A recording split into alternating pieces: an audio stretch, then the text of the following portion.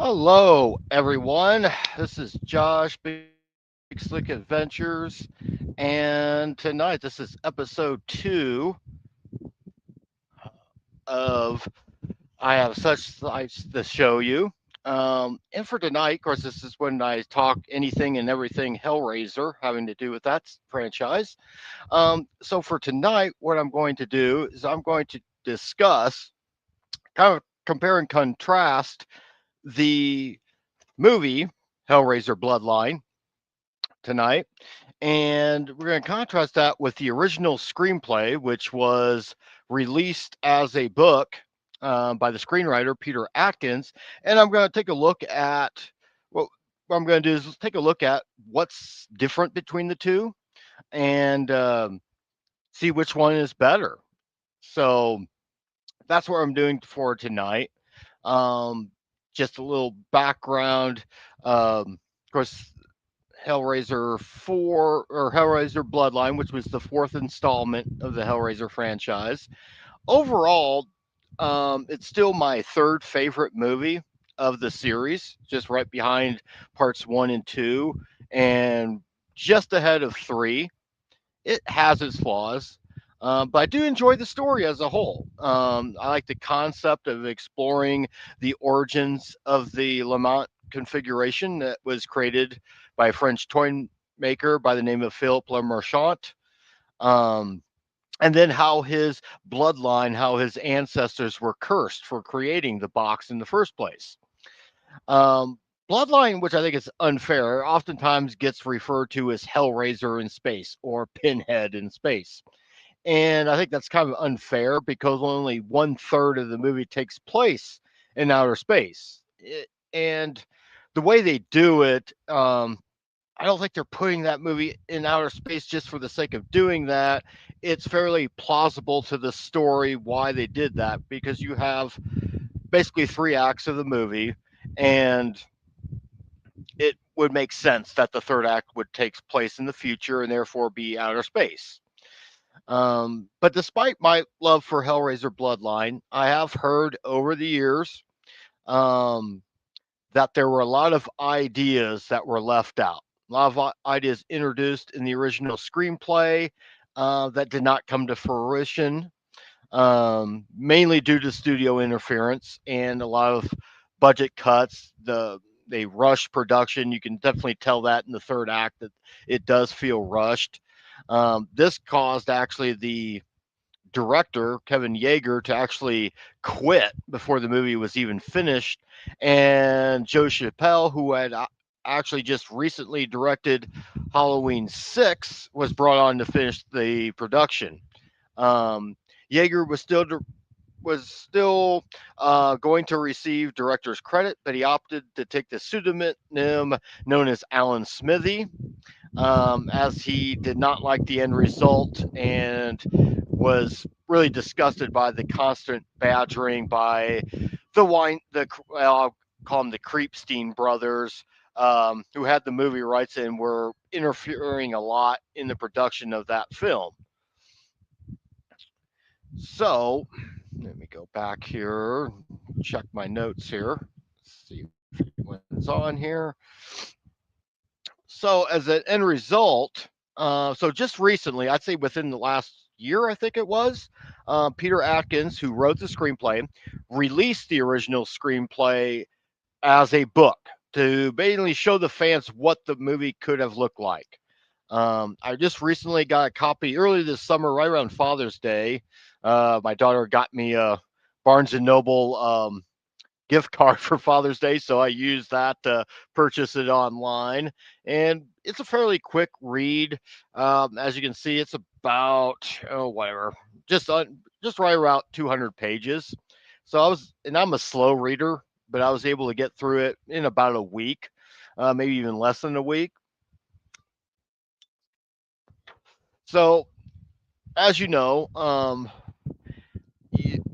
Hellraiser Bloodline does have 3 acts to it. Essentially, you have one act that takes place in 1784 France, in which we follow Philip Le Marchand, who basically builds the first puzzle box. The second act is then in 1996 New York City, which is basically present day as this movie came out in 96. And we follow the ancestor of Le Marchand named John Merchant, who's an architect. And then finally, we go to the year 2204, in which we're in the future. We're in outer space and we're following Dr. Paul Merchant. In the movie, all three characters are played by the same actor, Bruce Ramsey. The only difference there with the movie and the book is, or in the screenplay, I should say, we basically in the movie we basically start briefly in the future when Paul Merchant is detained by, I guess you could say, space marines or whatever who board his ship, and while being interrogated by a character by the name of Rimmer. That's right, her name is Rimmer. I know it's kind of an odd name, I guess you could say. Um, he then goes back and explains his whole family story and about the curse of his bloodline going back to 18th century France. And basically, this character is narrating the whole story until we get to the future. But in the screenplay, we just start off in France and there's no narration at all. So going forward, I'm just going to kind of like tell you what happened in the movie and then tell you what happened in the screenplay and how they differ. So when we go into Act One, which is 1784 France, um, both the movie and the screenplay kind of start off somewhat the same. We're both introduced to Philip Lamarchand as he's constructing his very first puzzle box. Soon sends the box or delivers the box to a French aristocrat who is known for dabbling in black magic. His name is Duke Delisle. He's kind of patterned loosely, kind of feels like he's a cross between Marquis de Sade and Aleister Crowley, kind of. He's kind of into black magic. He has an apprentice named Jock, who's played by Adam Scott.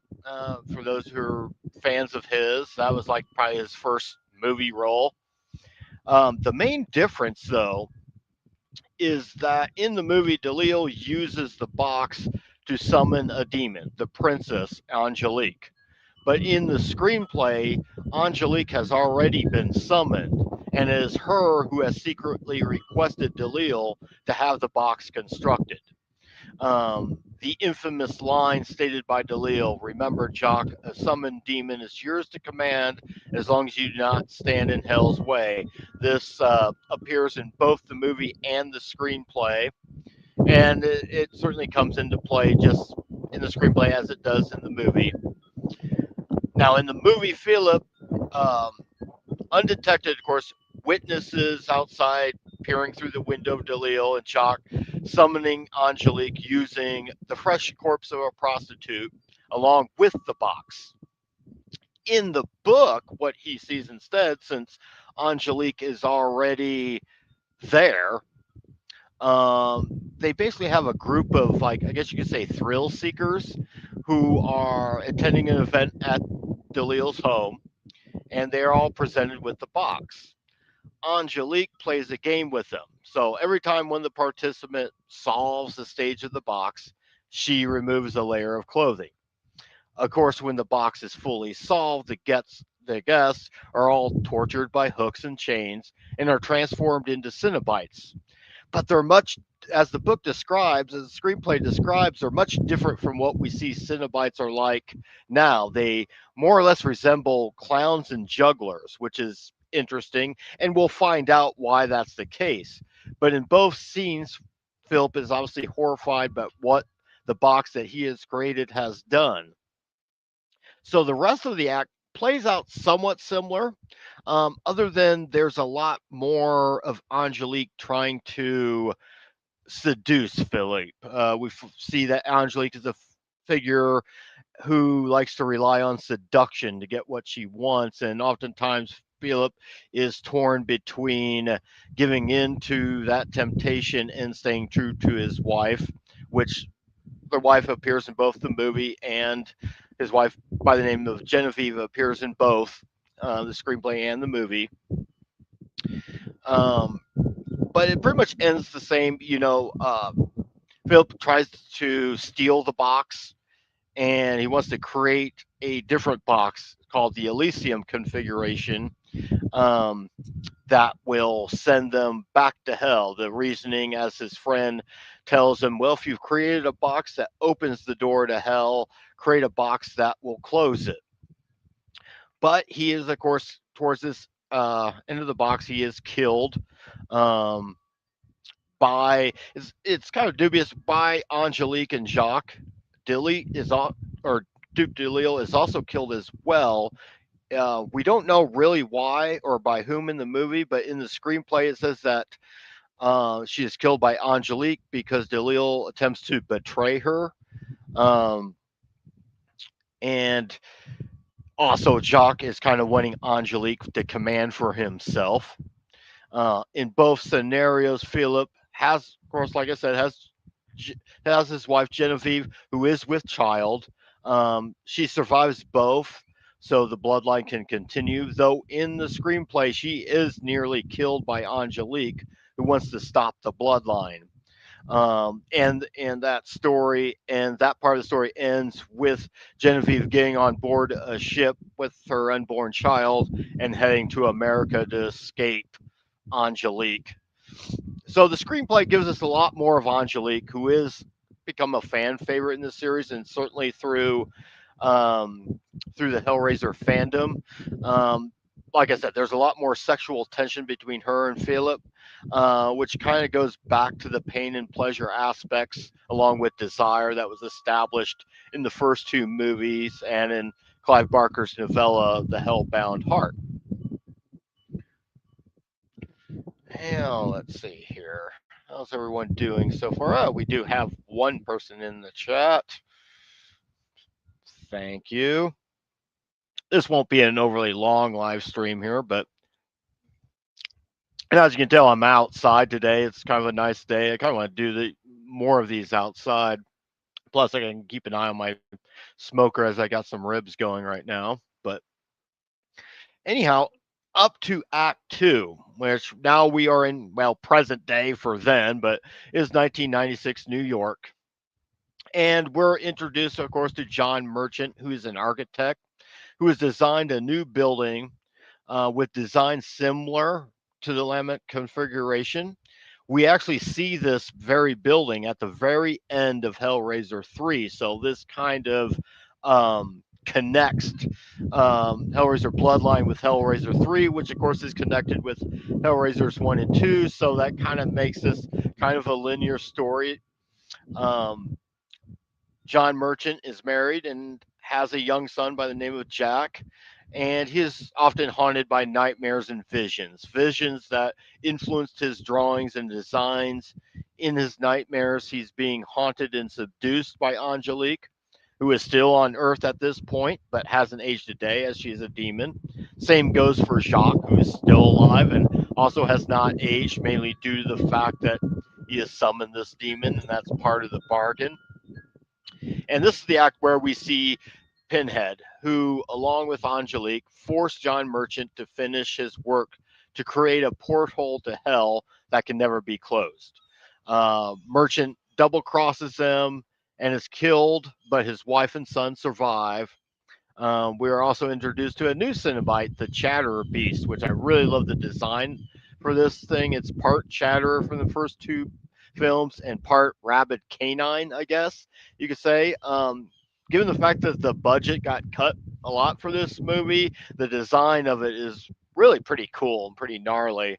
Um, there really isn't a whole lot different with the screenplay in the movie as far as how this part of the story progresses, but there are a few differences. One of the big ones is first in the scene where Angelique discovers that the bloodline of the toy maker has survived, and she wants to travel to New York as she's still in France, but Jacques objects. And since he is now standing in Hell's way, he is killed by Angelique, And in the movie, she simply just slices him several times before he's killed. However, in the screenplay, she uses her powers to age Jock to his natural age. Probably the same power she used to keep him young. Keep in mind, Jacques would be well over 200 years old at this point. So how the scene is described reminds me a lot of the scene in like in Indiana Jones and the Last Crusade, where the villain, I forget his name, drinks from the wrong cup or from the wrong chalice and ages rapidly before deteriorating and into bones and dust. And we all remember that famous line, he chose poorly. Um, that would have been a much more cooler death scene in that movie had they been able to do that.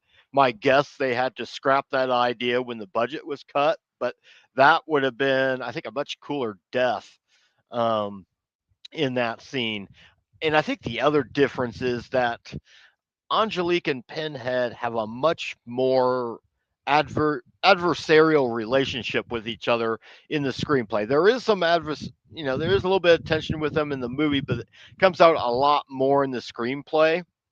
Goes a lot further as Angelique represents the old guard that's likely to rely on amusement and seduction.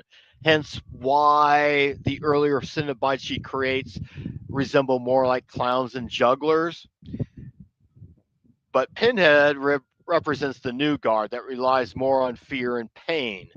And at one point, Angelique even attempts to once again double cross Pinhead, and she is sent to hell with him um, by the end of that act. Other than that, the second act does play out pretty much the same. There's more mention of Merchant's dreams, and we see his dreams of his grandmother warning him about the family curse. And the ending scene of the act two is a little bit different too, as it ends with his wife Bobby and their son Jack sitting alone in their apartment, with Bobby explaining to her son that everything's going to be all right. They're going to figure this out. And so that's pretty much how Act Two. Now, when we get to Act Three, and this is when we are out of space on a space station, this is where there's a lot more differences and there's a lot of cool things that's going on here. In the movie, Dr. Paul Merchant has evacuated his crew, leaving himself alone in the station that he himself designed. He's taken it out of Earth's orbit, and Merchant uses these special gloves to remote control an android. It almost kind of looks like the T-800 Terminator a little bit, to open the box in a confined area that's separate in the space station, which releases the Cenobites, including Pinhead. We get Angelique, who's now in a Cenobite form, the Chatterer Beast, and now we also have these two Siamese twin Cenobites who are conjoined together. Who I forgot to mention, we were introduced in the movie. We have these two security guards that are twins, and they stumble upon Pinhead and Angelique, and he pretty much turns them into Cenobites. But like I said, in the movie, the Space Marines or the police or whatever they call, they aboard the ship and arrest Merchant, and he's of course interrogated by Rimmer. Paul Merchant, of course, then tells her the whole story of the bloodline, as I mentioned earlier. But in the screenplay, it's a little bit different. Merchant this time, where he has sent most of his crew off the ship, he's not entirely alone on the station. He has someone assisting him on this mission, and that happens to be the station administrator, who goes by the name of Corinne Cotton, a young woman that we would assume, I would suppose, is a direct descendant of Kirsty Cotton from the first two Hellraiser movies. This, of course, is brilliant, as it brings the first four movies full circle by merging the Cotton family storyline with the Le Marchant storyline. It would have been no problem, I'm sure, to have cast Ashley Lawrence to play basically her, the ancestor of her own, or descendant of ancestor, I mean, of Kirsty, playing a descendant, playing Corinne.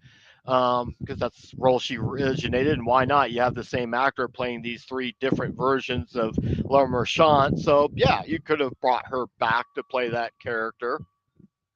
The ship is still boarded by the military, but there are also a few government officials along with the Marines. There's no real interrogation or exposition given by Merchant, as the whole screenplay doesn't jump back and forth in the timeline.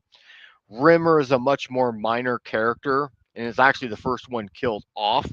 Um, because as you know or don't know, in this part, it almost plays out like a slasher where each of these Marines are killed off one by one. Um, the other personnel, the same thing, they're killed off, and you have a couple of these bureaucrats that are on board, and most of them are killed in similar ways as described in the movie, as it's described in the screenplay. Um, Angelique also attempts once again to try to seduce Paul Merchant. Um, but unlike his ancestors, Merchant does not succumb to those temptations. He doesn't even give it a second thought. He knows by now who Angelique is and is not going to give in to her. So that's one difference. So that's heightened up a little bit. Another big difference in the movie is in the movie, Merchant escapes the station with Rimmer in a shuttle as the space station transforms into one giant box symbolizing the Elysium configuration and explodes, trapping and destroying Pinhead and the Cenobites. But in the screenplay, it plays off different. Corinne Cotton is the only sole survivor. She escapes in the shuttle as Paul Merchant stays behind to sacrifice himself in order to make sure that his mission is accomplished. So that's kind of one of the big differences there. So as you can see, what was, in my opinion, the weakest part of Bloodline turns out would have been one of the better parts, I think, according to the screenplay. So my overall thoughts on this, um, I wish the original screenplay could have been used for the movie, and they would have been able to use all the ideas that they had. Maybe they wouldn't have been able to use everything, but the expanded first act would have added much more depth to the story and to the characters, particularly to Angelique. The third act would have been much more impactful by having the character of Corinne Cotton present, and Paul Merchant's sacrifice would have been a lot more poetic, I think. I think my only real critiques of the screenplay is the scene where Delille and Jacques murder a prostitute and summon Angelique, which is a very graphic and gory, gruesome, epic scene. And that's not included in the story. You could have still shown that without them using the box. Um, and would still had the same effect. So I wish they would have done that. The other critique kind of involves the use of Corinne Cotton, whereas I was surprised and pleasantly surprised that this character was written in. I'm somewhat a little bit perplexed as to why there was no mention in the screenplay of Corinne's family origins and her family history with the box. Um, in the screenplay, Corinne herself is unaware of what Paul Merchant is even doing or why he's even doing it. It would seem to me that she would know and would speak to her, would know what he's up to and what he's up against, which would speak more to her motivation for assisting him and staying on the ship. Instead, it would appear that her only motivation was that she was somewhat smitten with Merchant, which kind of does a little bit of a disservice to the character. I'm not sure why this was done. Um, I can only assume that it might have something to do with after, for some reason, after the first three Hellraiser movies. I know, particularly when you get to the direct to video movies, they were not allowed to reference anything from the earlier movies going forward. So maybe that was the reason why. I'm not sure why that was. It must have been having something to do with the contract whenever Dimension Films got the movie rights. And Clive Barker no longer had the rights to the movie. But I'm not really sure. So it still would have been a lot better had we got more of her background and for the screenplay to mention, oh yes, this is Corinne Cotton, a descendant of Kirsty Cotton, and once again, that just speaks to her motivation for being on that ship because she's got a little bit of a family grudge too with these Cenobites. So yeah, once again, that's something that studio could have also interfered with. Who knows? I just wish, like I said, her motivation and history would have been explored more. Um, but as it stands, I still enjoyed the finished product of the movie. The movie itself, I would give an 8 out of 10, despite all the problems with production problems and all that, with the studio interfering with the movie makers and so forth. I think it would have gotten the story that Peter Atkins had intended. I probably would have given it 10. It wouldn't have changed my rankings any. It'd still be third um, in my overall Hellraiser rankings, but it'd be a much closer third, I think, when it comes down to it. Let's see who we got here. Okay, hello.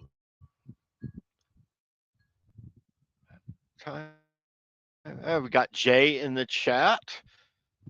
Let's see. Thanks for giving the rundown on this. I don't have time to read it right now, so I appreciate the synopsis comparison. Well, you're welcome.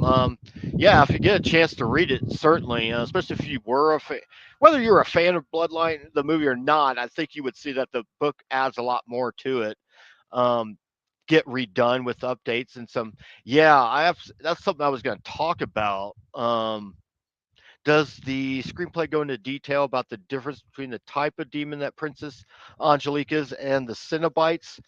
Not a whole lot. We just know that she is a daughter of hell, a very high ranking demon within the Leviathans, which they don't really mention the Leviathan either in the story, but you assume that she is a daughter of her, perhaps.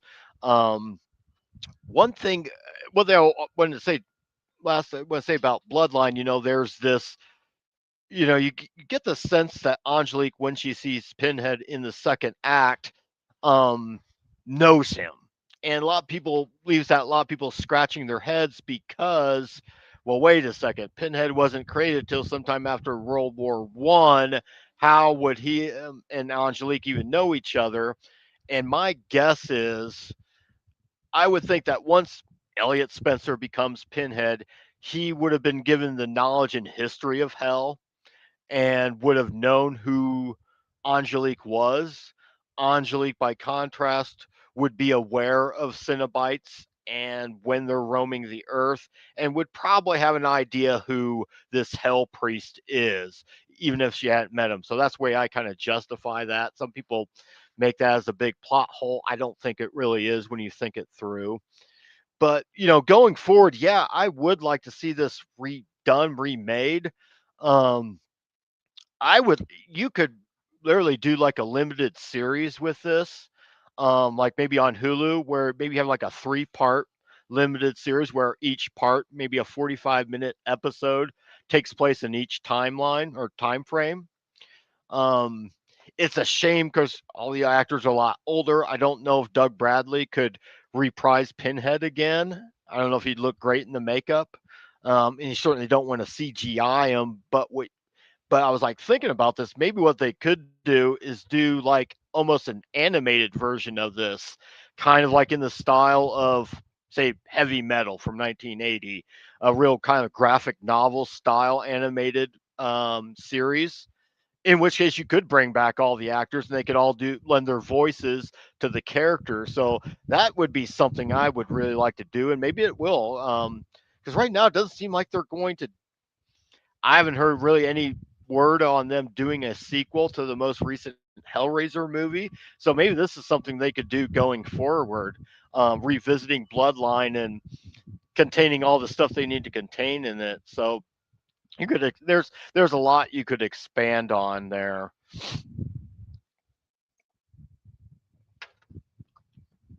But anyhow, yeah, and also getting back to how the Cenobites looked in that first act, it kind of goes with the saying where when Angelique sees Pinhead for the first time in the second act, she goes, "Hell's changed since the last time I was there." And Pinhead says something to the fact, "Well, hell has changed. It's more ordered now and less amusing." And that's kind of like, and that line's in the movie, in the screenplay as well. And that's kind of like what he's alluding to. That, yeah, it's not as amusing as it was for you. It's more refined, and we see, of course, these two visions clash, which is kind of interesting to see Pinhead have kind of like an almost an equal or an adversary in Angelique for the most part, though she becomes a little bit more subservient to him by even in the third act.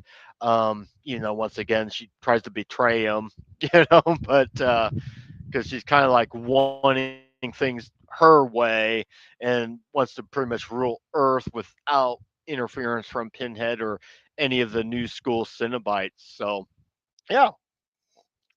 So, once again, if you're interested in getting the book, like I said, I got it on Barnes and Noble website. You could probably also get it on Amazon's website.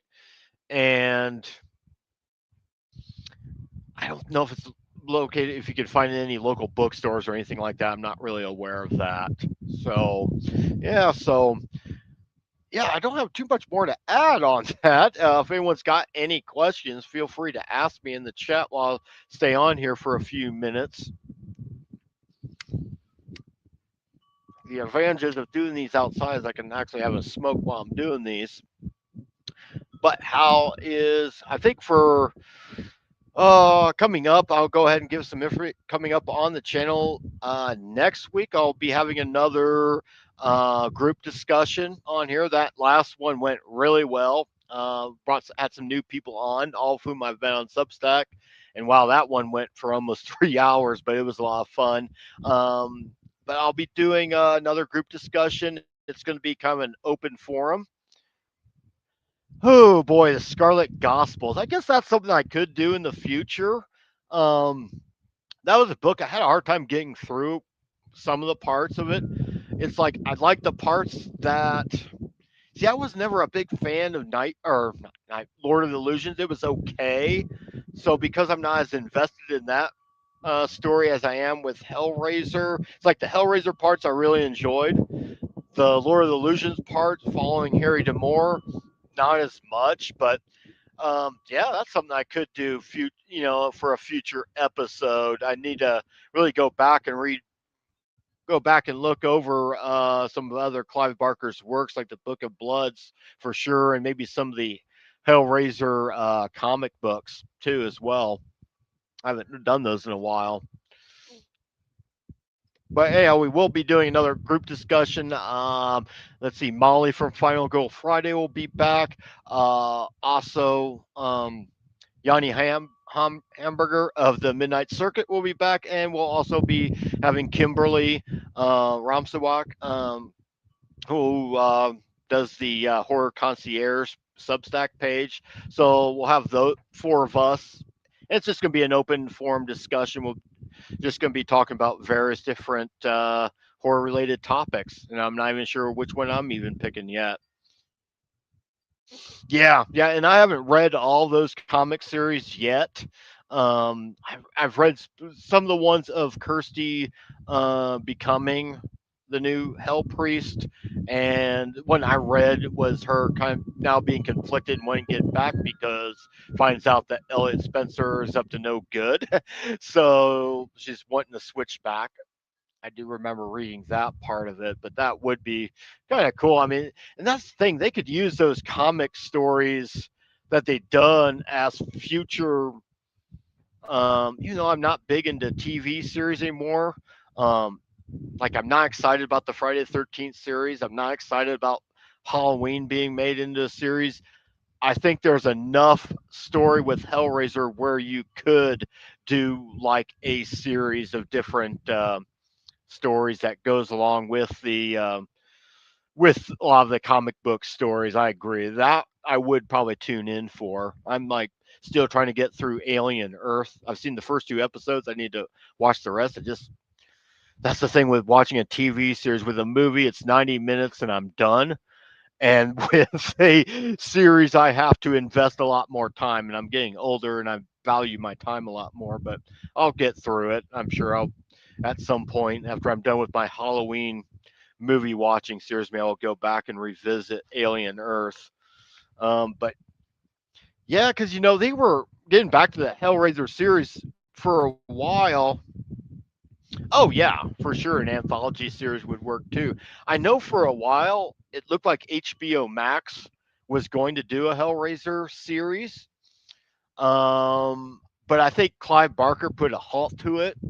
I don't think, and I think a lot of it is heading up that project was going to be David Gordon Green, who directed the most recent Halloween series, and Barker probably said, "No, I don't want that guy involved with Hellraiser." And good for Barker for putting a halt to that because I wasn't a fan of those Halloween movies. That's fine if everyone else was, but like David Gordon Green should never be allowed near another horror franchise again.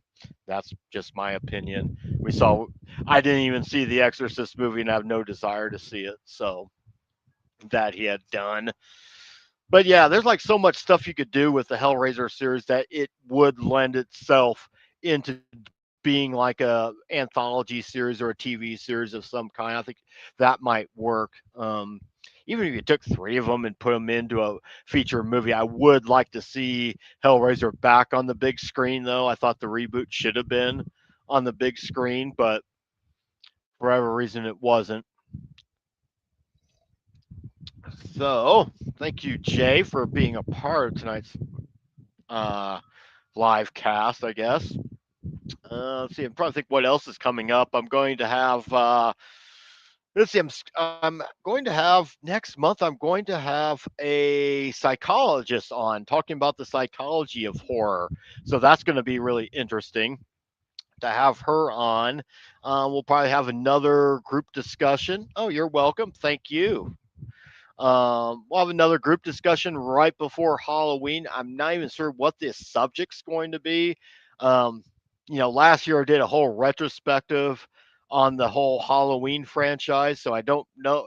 So I'm trying to think what I could do differently, whether it's regarding the Halloween franchise or um, just other things outside the Halloween franchise, maybe movies that we like to watch during the season, perhaps, or maybe talk about some of our favorite characters that aren't Michael, Laurie, or Loomis. That might be fun. I know I'm going to do on the next one episode of I Have Such Sights to Show You. I'll probably do it sometime right before Halloween. I'm going to talk about a fan fiction story that I wrote that does involve a crossover between Hellraiser and Halloween. So get ready for that. That was like the first story I ever wrote when I decided to become an author and thought I would discuss the story and how I wrote it and what happens in the story. It's I don't know. It's a fun story to write. I mean, it's nothing I can never publish or anything, but it was a good practice story to write before I started writing more original stories and getting those published. So I think I'll show. Let's take a look here. I'm going to give you guys a little bonus here, a little bit of a treat here. Let's take a look at. I don't know if you guys can see this or not. Oh,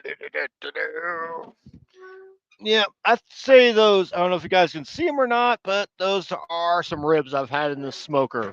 So those are about ready to go.